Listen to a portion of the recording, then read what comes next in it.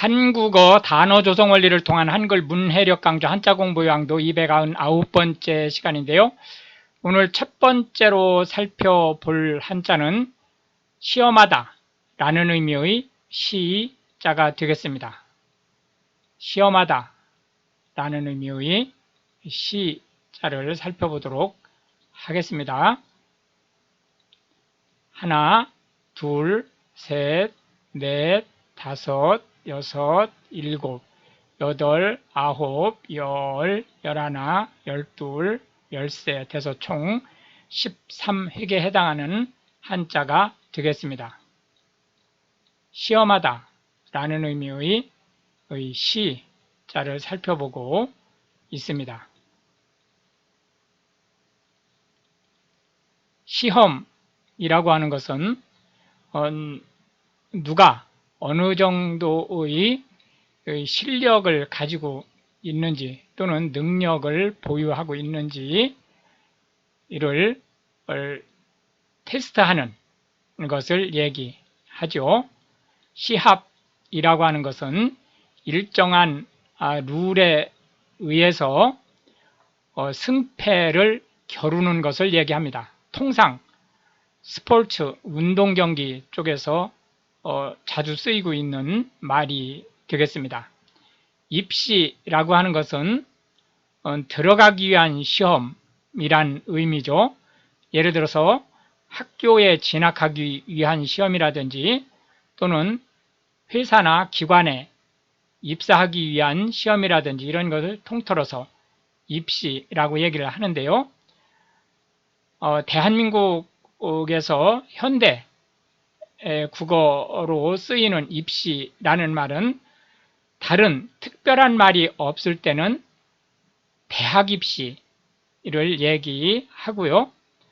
그 대학 입시 중에서도 특히 학력고사 2023년도를 기준으로 할 때 학력고사를 뜻한다 이렇게 보시면 되겠습니다. 대학 입시를 제외한 나머지 입시에 대해서는 모두 부연 설명을 하죠. 예를 들어서 입사시험이라든지 대학원 진학시험이라든지 이런 식으로 또는 편입시험이라든지 그 상황을 부연적으로 얘기를 하게 됩니다. 고시라고 하는 것은 국가 또는 지방자치단체에서 시행하는 시험을 얘기합니다. 고시는 통상 자격시험일 수도 있고요. 또 임용고시일 수도 있죠. 지금은 없어졌지만 이제 사법고시 같은 경우는 자격시험이기 때문에 사법고시에 패스한 사람은 판사, 검사, 변호사 어느 업무로도 임용이 가능하죠. 그러나 행정고시 같은 경우는 임용고시이기 때문에 합격 후 일정 기간 동안 임용되지 않으면 임용시험 합격이 소급해서 취소되는 결과를 낳게 되는 거죠. 시도하다 라고 하는 것은 어떤 일을 계획하고 추진하다 라는 뜻입니다.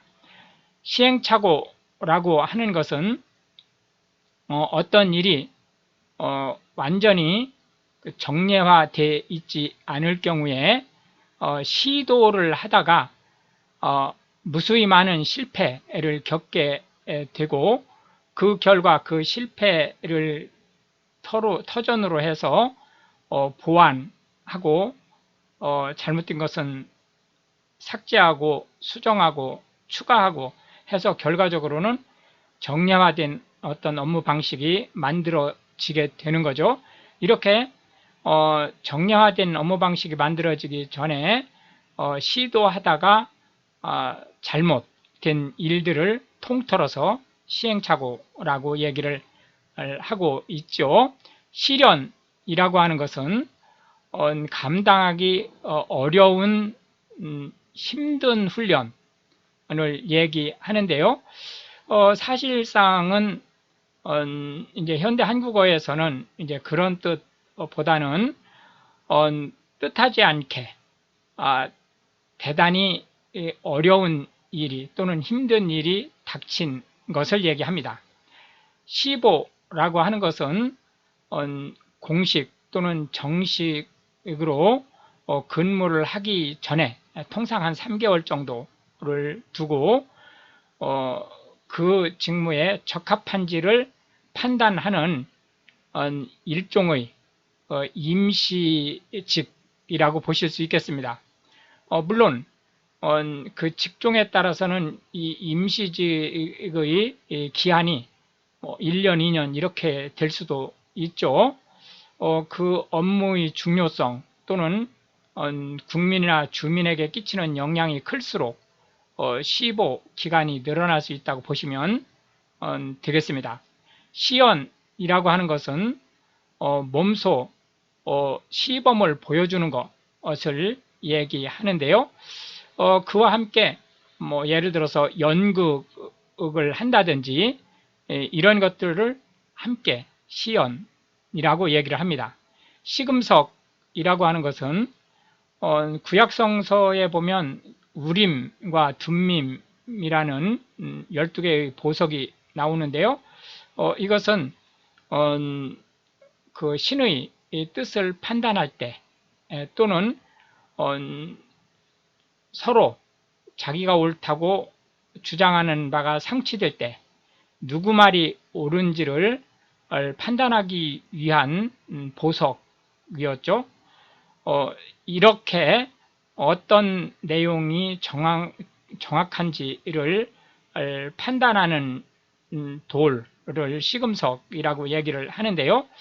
현대 한국어에서는 실제 그런 의미로서의 시금석이라는 의미는 이제 쓰지 않고 있고요. 실제 어떤 일의 판단이 되는 기준을 시금석이라고 얘기를 한다고 볼 수 있겠습니다. 즉 이것이 옳은지 또는 그른지에 대한 판단을 할 수 있는 기준이 되는 것을 시금석이라고 얘기를 하는 거죠.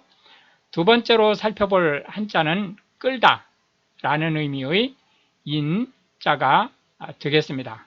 끌다 라는 의미의 인자를 살펴보겠습니다. 하나, 둘, 셋, 넷 해서 총 4획에 해당하는 한자가 되겠습니다.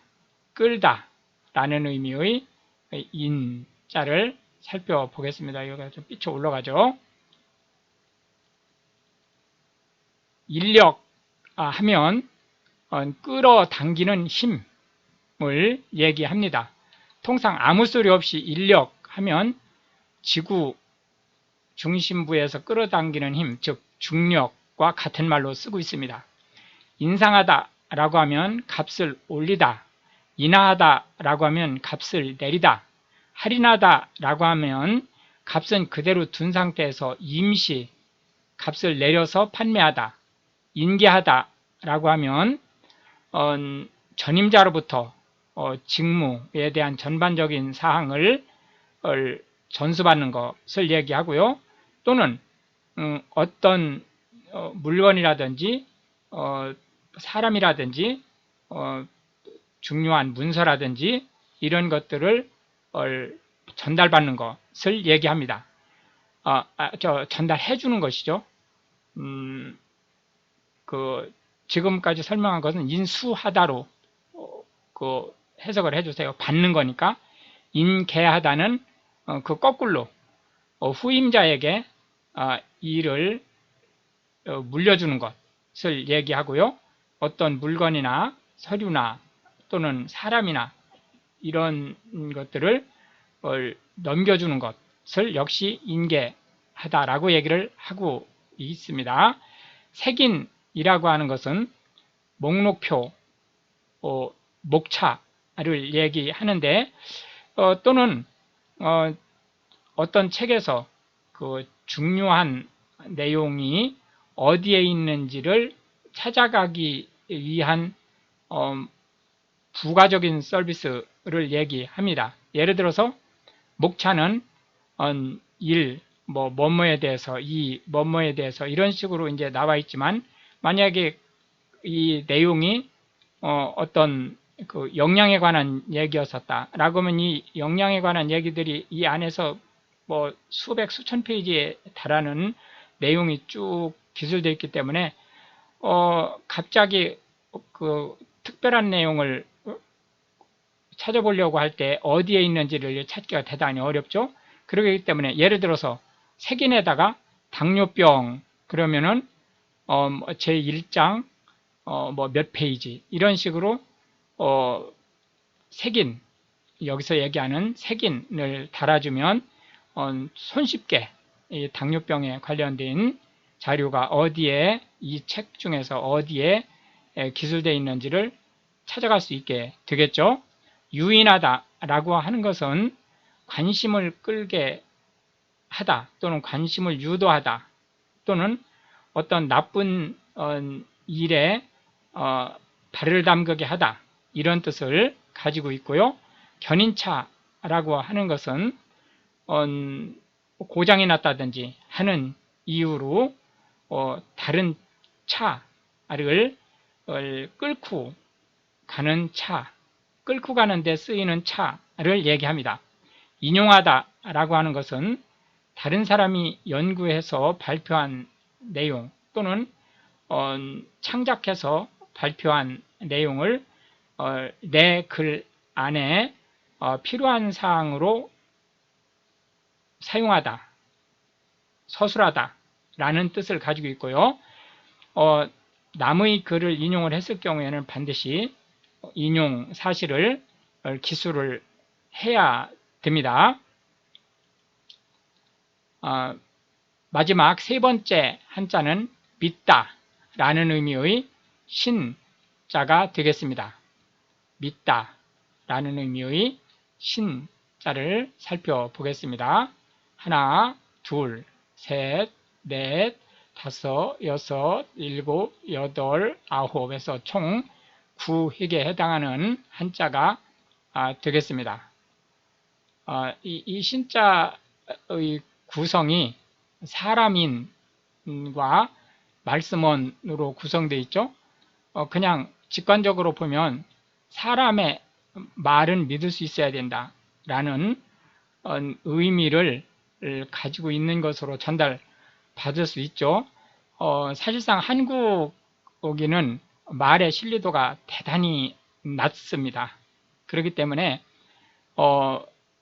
그 말을 그대로 믿고 중요한 일을 진행을 했다가는 낭패보기가 상당히 쉬운 상황이죠. 사실은 가슴 아픈 일이죠. 신뢰하다 라고 하는 것은 남을 잘 믿다 라는 뜻이고요. 확신하다 라고 하는 것은 굳게 믿다 라는 뜻입니다. 신념이라고 하는 것은 자신이 지향하는 바가 옳고 또는 선하다 라는 굳은 생각 또는 굳은 믿음을 얘기하고요. 자신감이라고 하는 것은 자신이 특정 일에 대해서 확실히 잘 할 수 있다라고 하는 스스로에 대한 믿음을 얘기합니다.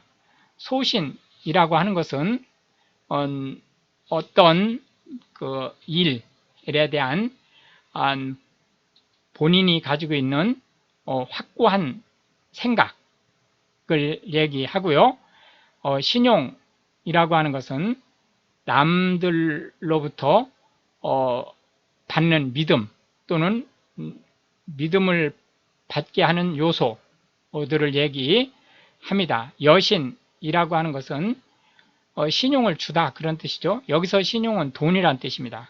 그래서 금융기관에서 돈을 꿔주는 행위를 말합니다. 신호라고 하는 것은 사전에 정해진 특정한 방법에 의해서 의사를 전달하는 것을 얘기합니다. 예를 들자면 몸짓으로 얘기할 수도 있고요. 또 깃발로 얘기할 수도 있고 옛날에 이제 봉수대에는 밤에는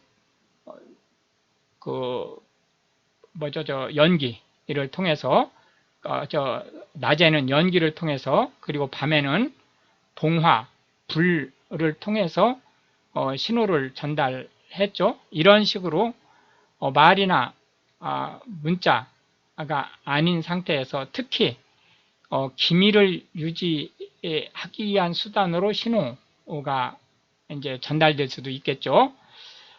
이제 신호의 가장 아주 그 일반적인 케이스는 교통의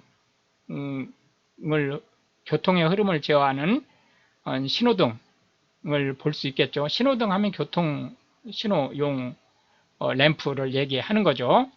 통신이라고 하는 것은 원격제에 떨어진 사람에게 소식을 전하거나 또는 소식을 받는 것을 얘기합니다.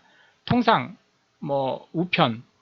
우편이라든지 또는 전신이라든지 이제 최근에는 컴퓨터나 또는 이제 전화, 특히 이제 모바일 폰 등을 통해서 의사를 주고받는 것을 통신이라고 얘기를 하겠습니다. 회신이라고 하는 것은 편지 등과 같이 어떤 내용을 전달받은 것에 대해서 그 답신을 하는 것을 얘기한다고 보시면 되겠습니다. 이렇게 해서 이제 오늘도 우리는 3개의 한자와 각 한자에 대해서 현대 한국어에서 자주 쓰이고 있는 10개씩의 단어를 살펴보았는데요. 이것이 한글 문해력 향상에 도움이 되고 특히 외국인으로서 한국어를 배우시는 분들한테 한글 단어 조성 원리가 어떻게 되고 또 어떻게 한글 단어들이 파생되는지에 대한 폭넓은 이해를 전달할 수 있게 되기를 바라겠습니다. 시청해 주셔서 감사하고 우크라이나를 기도해 주시면 더욱 감사하겠습니다.